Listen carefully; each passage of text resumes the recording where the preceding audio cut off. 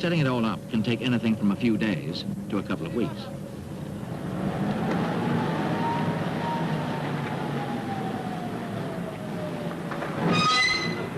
The choice of site for drilling an exploration well isn't ours. It's made by the geologists from their knowledge of the rocks that lie below, 3 kilometers or more beneath our feet. A classic choice would be over a dome-shaped fold in the rock layers, revealed by seismic survey. But in this business, a choice is a gamble. The chance you're counting on is that oil and gas, formed somewhere in the vicinity millions of years ago, could have migrated into the dome through layers of permeable rock and have accumulated there, hemmed in by an impermeable layer above. Once there, they would have separated. The gas on top of the oil with groundwater round the flanks, all of them at high pressure. Well, that's what we hope has happened, but it's going to take up to 8 weeks to prove it.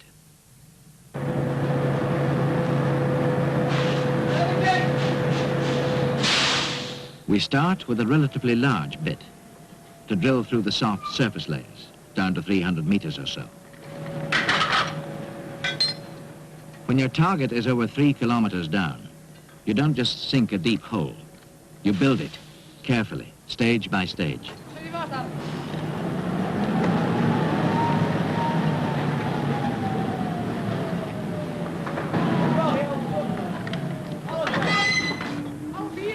The drill is driven from the surface, turned by a rotary table on the platform, the drill string suspended from the tower. Down below, the teeth of the drilling bit pound the rock into fragments. They'd soon choke the hole unless we'd a way of flushing them out. What we use is a special drilling fluid, pumped down the drill pipe to cool the bit and carry the cuttings away, back to the surface.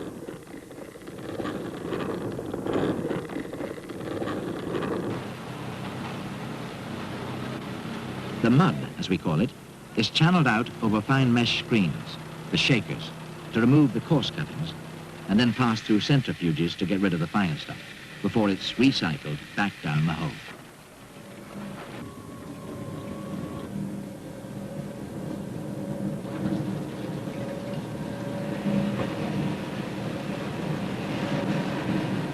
As long as the drill is turning, the mud must be kept circulating. But every 10 meters, drilling has to stop to add another section of pipe.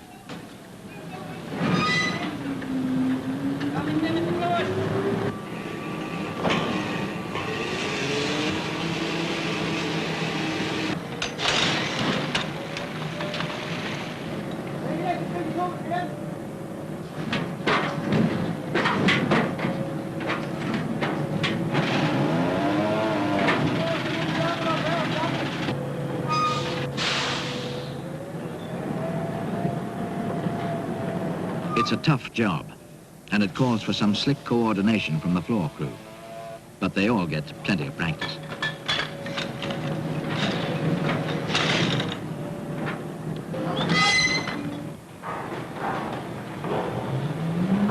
On an average well, they'll add pipe over 300 times before they reach hole bottom. Everything's done to a schedule, supervised by the tool pusher. Nowadays, he doesn't push anything but the drilling program. He's responsible, among other things, for calling up supplies of materials as they're needed and making sure they arrive on time. This steel casing, for instance, will be run into the hole when the drill has reached 300 meters. It's essential to stabilize the well at this stage to prevent it caving in. This will be the next job coming up on his program within the next few hours.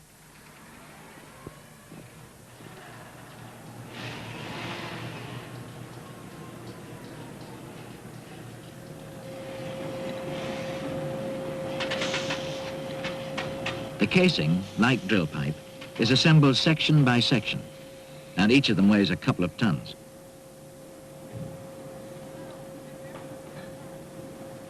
These spacers are fitted at regular intervals to keep the casing central in the hole as it goes down.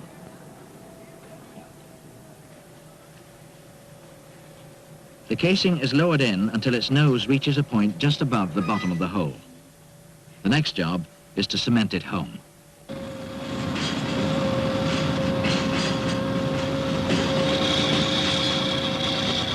The cement is a wet slurry, pumped down the inside of the casing under pressure. Downhole, it breaks through a seal in the nose and is forced round the outside of the casing back to the surface, pushing the drilling mud out ahead of it. Once enough cement to anchor the casing has been pumped in, it's followed by drilling mud, ready for when drilling starts again. The pumps are then stopped and the cement given time to set. Now we can cap the top of the casing with a set of safety valves, known for obvious reasons as the blowout preventers. If further drilling were to encounter high-pressure gas or water, we could get a blowout. To contain it, we need a means of sealing off the hole at the surface. It's done by hydraulic rams that close off the gap between the drill string and the inside walls of the casing.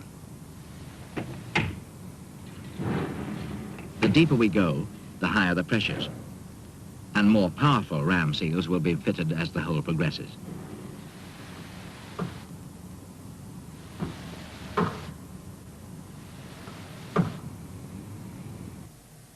Once the blowout preventers are fitted, drilling can continue safely to greater depths. But what if we were drilling not on land, but way out at sea? Our rig would be on a floating platform, anchored 150 meters or more above the drill hole. But we'd still have to follow the same procedures.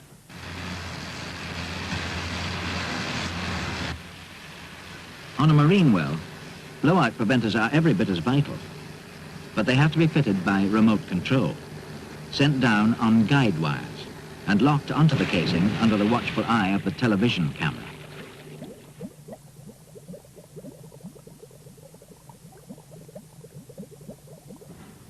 On top goes a marine riser, a conductor tube to connect the rig directly to the drill hole down below. This gives us the closed system we need for running pipe and circulating mud, just as if we were working on land.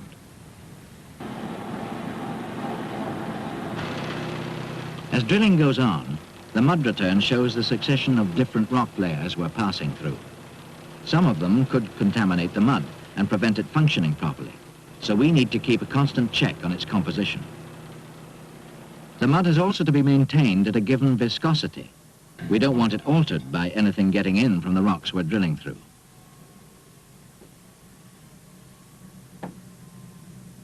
As well as viscosity tests, we have to check for chemical changes. If we were to hit a layer of salt, for instance, we could be in deep trouble.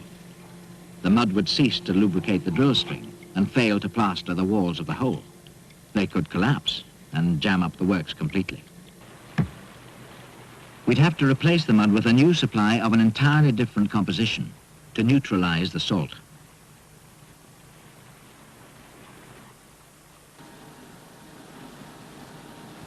Up on the platform, an equally close eye is kept on the behavior of the bit. Cutting through hard rock, its life is usually less than 12 hours. Loss of cutting power shows up on the driller's control dials, and it makes a distinctive noise. Nothing for it but to pull the whole string, 30 meters at a time, and stack it up the tower.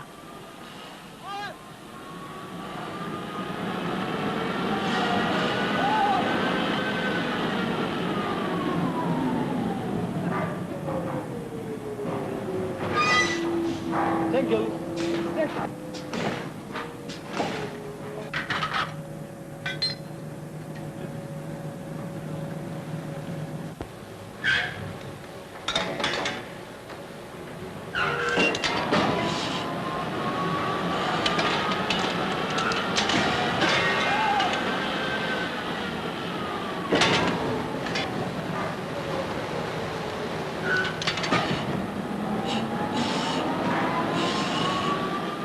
We can have anything up to 100 stands of pipe in the rack before we reach the bit. Maybe 8 hours to recover it. Another 8 to run the new one in again. Changing a bit is time-consuming, but part of the normal program. But drilling can sometimes hit problems that are totally unpredictable. Conditions downhole might suddenly change and affect the consistency of the mud. If it got too thick, it could bind the drill tight, and that could be drastic. If it happens, you just pull out what you can, then you go fishing, and with luck, you make contact.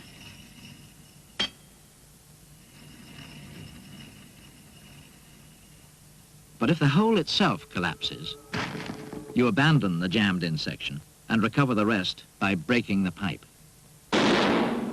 You can't drill back down through the blockage. You have to bypass it, using special deviation equipment, offsetting a new hole at a predetermined angle. Mechanical troubles don't happen all that often, but on every well you have to be prepared for hazards of another kind that may lie buried in the rocks below. A sudden build-up of pressure in the mudline. Stop drilling, back off the drill, and seal off the well at the surface.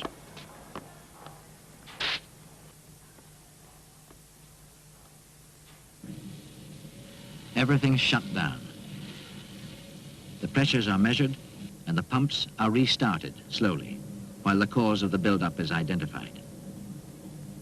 We've encountered a pocket of gas trapped in a shallow lens of sandstone. It's leaking into the drill hole and forcing out the mud. Before we can drill on through the pocket, we have to counteract the pressure by pumping down a heavier mud. This is usually kept in the storage tanks, ready for just such an emergency.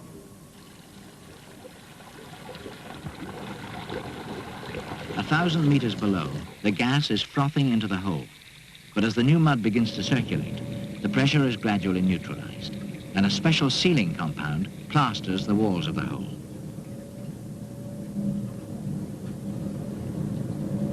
As the pressure returns to normal, the emergency is over.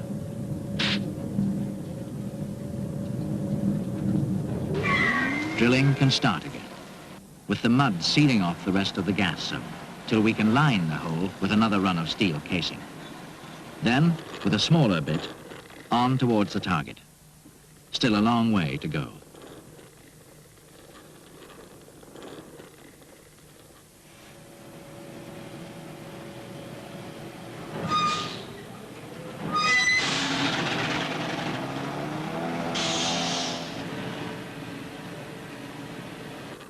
As the drill bites through the cap rock and approaches the target zone, its progress is monitored meter by meter. Inspection of the cuttings will give us the first indication of what really lies below the cap rock, whether or not the choice of drill site was justified.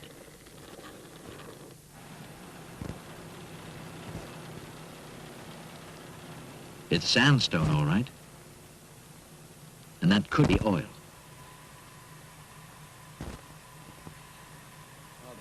Under the microscope, the sample certainly looks promising. Coarse-grained sand with a definite dark stain. If it's oil, it'll glow yellow under ultraviolet light. It's there, all right, but so far only a trace. Not until we've drilled all the way through the formation can we begin to assess its significance. To find out what's down there, we run a probe.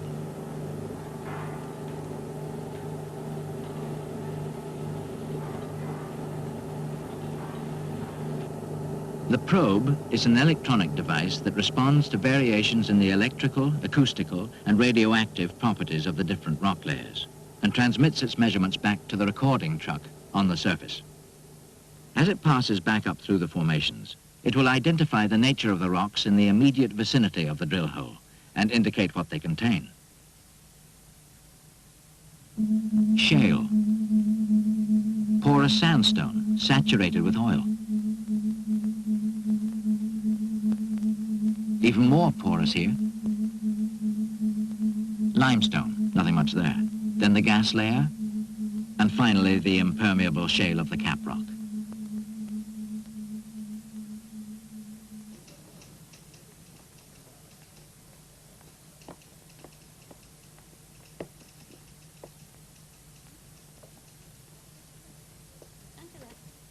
We know there's oil and gas down there.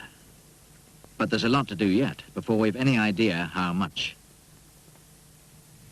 It certainly looks promising, encouraging enough to justify a flow test. The hole has been cased right down to the basement and cemented in. A flow tube is now run into the oil zone and set about halfway down. To get at the oil, we have to perforate the casing. We do it by firing a string of bullets. The oil begins to flow as the pressure in the well is reduced.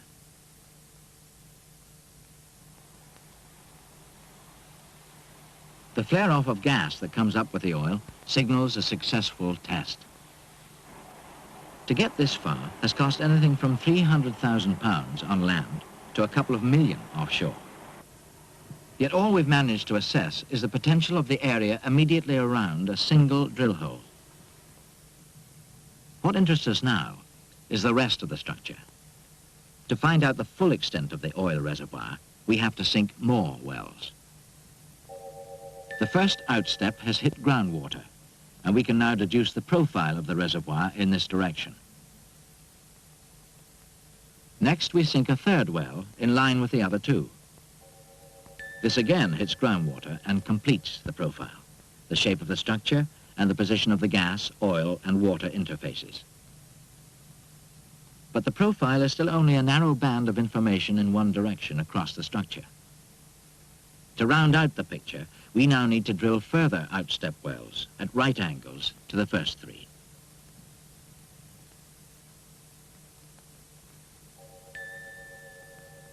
Even with a classic dome-shaped structure, outstepping can have its disappointments. Nothing but water, and much lower down than expected. The rocks have slipped along a fault line, blocking off the reservoir. This is what's called a dry hole, a write-off, but its information was vitally important.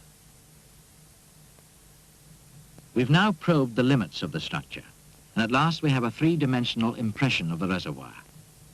We can now begin to plan its exploitation. To bring the oil field into full production, further wells will be needed. These are drilled into the oil-bearing zone beyond the edge of the gas, so we get the maximum assistance from both gas and water pressures in driving the oil to the surface. As more and more oil is withdrawn, we can inject water back into the structure to maintain the pressure by sinking more holes outside the limits of the reservoir. An oil field may extend over an area the size of a town, with a network of pipelines for gathering the oil and maintaining the pressures downhole.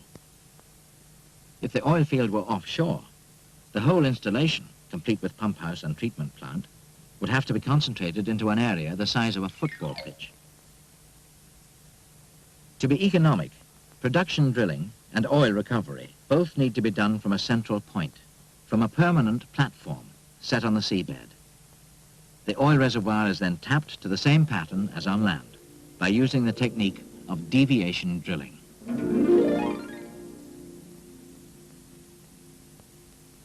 Oil reserves are nowadays being discovered in locations which are often difficult to develop. But wherever they exist, and however complex their exploitation becomes, our job is to reach them, to recover as much as we can, for as long as we can.